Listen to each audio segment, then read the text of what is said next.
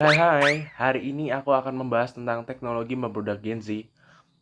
Apa sih itu? Mari kita bahas. Nah, hari ini aku nggak sendiri. Aku bakal ditemani dengan rekanku. Sebelumnya aku akan menggunakan diriku dulu. Aku Yokanan dengan NIM 68 2019 157. Halo, aku Sharon dengan NIM 68 2021 111. Benar-benar, apa sih itu teknologi? Nah, teknologi itu merupakan keseluruhan sarana untuk menyediakan barang-barang yang diperlukan bagi kelangsungan dan kenyamanan hidup manusia. Nah, penggunaan teknologi sendiri dilakukan oleh manusia dengan mulai mengubah sumber daya alam menjadi alat-alat sederhana. Contohnya seperti angin. Angin digunakan sebagai pembangkit listrik. Dalam pandangan filsafat, teknologi seperti apa ya? Menurut Martin Heidegger, seorang filsuf yang sangat berpengaruh, teknologi adalah cara mengungkap.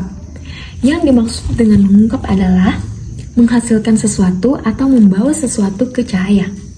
Inti dari teknologi modern adalah ia menemukan sesuatu yang tidak dapat menghasilkan dirinya sendiri. Ini digunakan untuk mengendalikan alam, bekerja di atasnya, dan membuatnya dapat digunakan untuk manusia. Namun, tidak semua teknologi digunakan untuk tujuan. Pengembangan senjata penghancur yang semakin hebat telah berlangsung sepanjang sejarah dari pentungan sampai senjata nuklir. Kenapa sih teknologi perkembangannya ditakuti? Teknologi telah mempengaruhi masyarakat dalam banyak cara. Di banyak kelompok masyarakat, teknologi telah membantu memperbaiki ekonomi, termasuk ekonomi global masa kini, dan telah memungkinkan bertambahnya waktu senggang. Namun, banyak proses teknologi yang menghasilkan produk sampingan yang tidak dikehendaki yang disebut pencemar dan menguras sumber daya alam, merugikan dan merusak bumi dan lingkungannya. Menurut Martin Heidegger, tantangan juga merupakan cara mengungkap. Pekerjaan yang menantang menciptakan sesuatu yang bertahan lama. Ini kemudian tidak lagi menjadi objek, tidak lagi menghalangi orang. Teknologi modern sebagai bingkai. Jika seseorang mengajukan atau menentang sesuatu untuk disembunyikan sehingga dapat bertahan.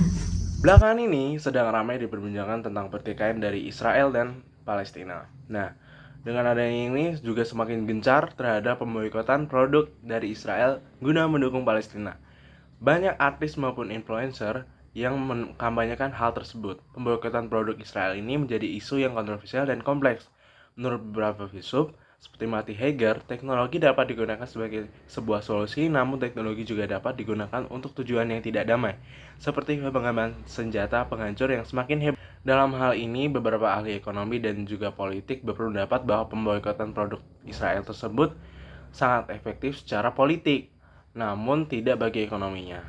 Nah, dalam pandangan filsafat juga, pemboikotan produk Israel ini dapat dilihat sebagai bentuk protes atau perlawanan terhadap tindakan yang dianggap tidak adil.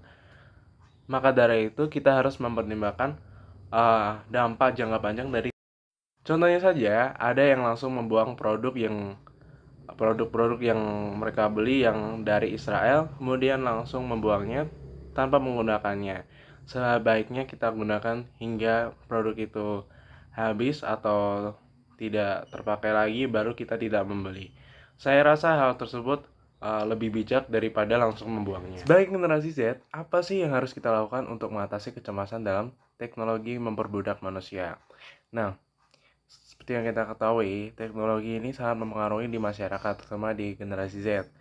Karena generasi ini lumayan piawai dalam menggunakan perangkat teknologi, khususnya untuk menghemat waktu dengan efisien, pemberdayaan diri, sekaligus mempengaruhi goals yang akan dicapai di masa yang akan datang. Dengan adanya itu, generasi Z ini sangat unggul dalam penggunaan teknologi di zaman saat ini. Nah, untuk mengatasi kecemasan dalam teknologi, berikut hal-hal yang bisa saya sampaikan, yaitu menggunakan teknologi secara bijak dan bertanggung jawab. Kedua, membatasi waktu layar dan menghindari kecanduan media sosial. Kemudian, meningkatkan kesadaran tentang dampak teknologi pada lingkungan dan masyarakat. Keempat, mengembangkan keterampilan teknologi yang lebih baik, memanfaatkannya untuk mencapai tujuan yang positif.